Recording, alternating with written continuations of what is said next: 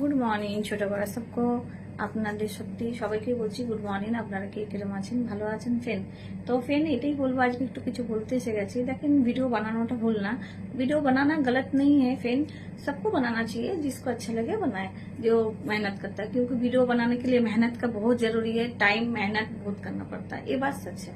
সত্যি কথা, ভিডিও করাটা ইয়ে না, টাইম দরকার, অনেকটা কষ্ট করতে হয়, পরিশ্রম না করলে ভিডিও করা যায় না। তো এটাই বলবো, অনেকজন চায় যে আমি একটু আলাদা ভেবে ভিডিও করতে, तो पॉसिबल ना फ्रेंड।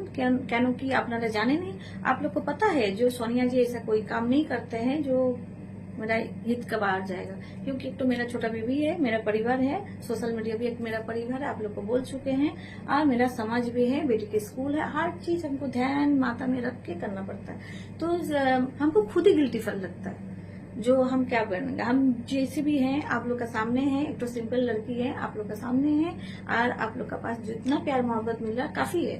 हमको ऐसे कोई अलग से वीडियो बना के आप हमको कुछ आगे करना, जो जैसा करता करने दीजिए, सो उसका लाइफ है, हम नहीं बोल सकते।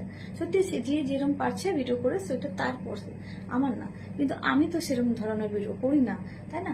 আমি চেষ্টা করবো যে ওরকম ধরনের করাটা না, তাই না ফ্রেন্ড? আপনাদের এটাই বলবো ফ্রেন্ড, আপনারা যেরকম আমাকে ভালোবাসা দিচ্ছেন আমি ওতেই খুব খুশি, কিন্তু এর দিয়ে এই না যে আমি কিছু আলাদা ভিডিও মাধ্যমে আপনার